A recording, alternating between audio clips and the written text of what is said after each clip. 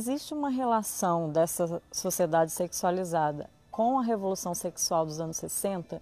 E quais são as consequências que nós temos hoje na sociedade dessa revolução?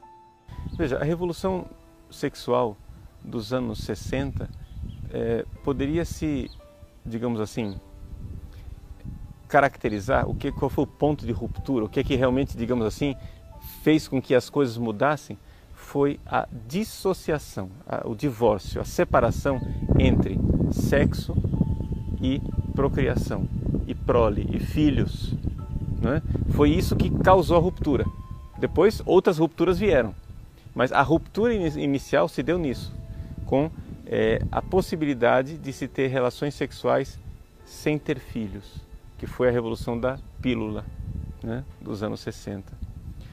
Com a invenção da pílula e depois com a propagação cada vez maior do uso da camisinha, né, aconteceu que as pessoas, então, até culturalmente, separaram a ideia de que sexo tem alguma coisa a ver com filho. É interessante. A nossa juventude hoje, quando pensa sexo, não pensa filho.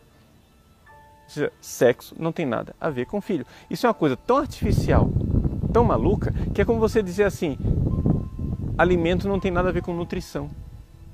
Entende? Como é possível você conseguir uma revolução cultural?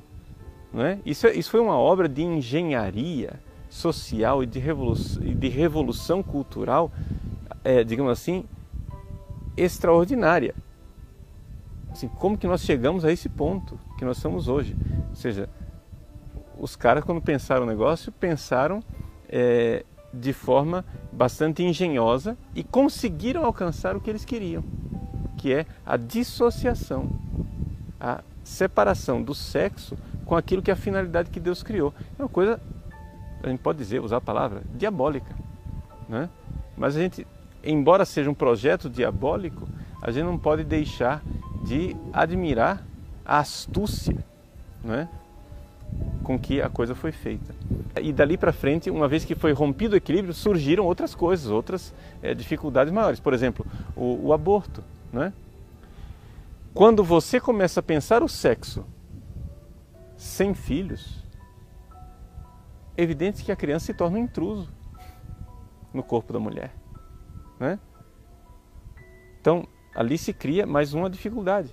Por exemplo, hoje nós estamos vendo na nossa sociedade um fenômeno que, se alguém me contasse isso há 20 anos atrás, eu não acreditaria, né? Hoje eu estou com 44 anos e eu vejo, né? Vejo no dia a dia do confessionário, no dia a dia do atendimento pastoral, eu vejo o fenômeno da má mãe.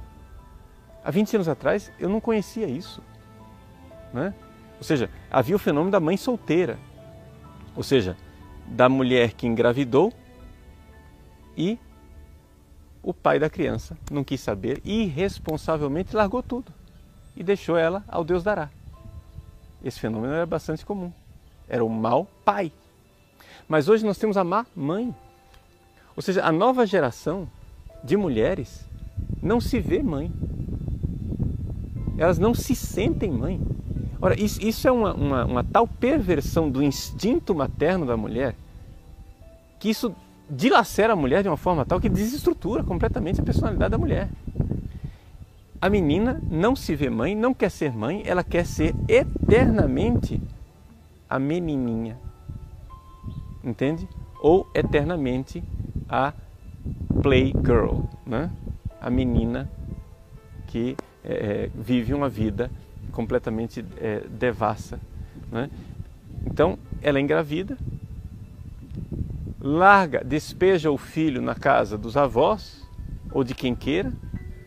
Por quê? Porque ela quer continuar a vida dela, né? Ela quer continuar, eu tenho direito de ser feliz. Uma criança é um empecilho. Quer dizer, antigamente, por exemplo, quando você tinha uma menina, você dava o que para a menina? Uma boneca para ela brincar, mas a boneca era um bebê.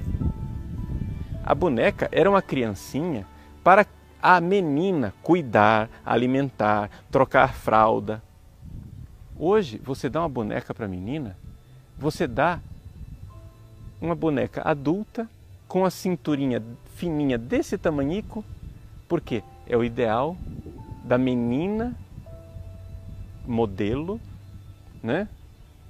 Que não engorda, tem uma cinturinha desse tamanho e, portanto, jamais será mãe. É o ideal da mulher estéril, né? Então a menina brinca de boneca, mas não brinca mais de boneca como brincava antigamente. Não se dá mais bebês para as meninas. O que se põe na mão das meninas são modelos, atrizes, né? Mulheres profissionalmente bem-sucedidas, liberais, independentes, etc. Esse é o ideal. E a menininha, desde criança, ela já não se veste mais de menininha. Ela se veste, desculpa a palavra, mas eu vou falar com clareza, se veste de pequena prostituta, né? Desde pequeno, ela tem que usar maquiagem, mini blusa, mini saia, todo tipo de roupa provocante. Para quê?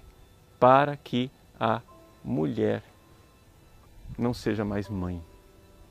De tal forma que esse feminismo radical, que é fruto dessa revolução sexual, esse feminismo radical se tornou o grande inimigo da mulher.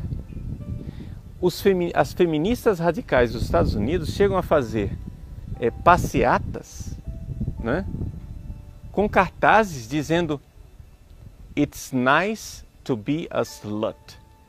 Tradução: é legal ser uma vadia.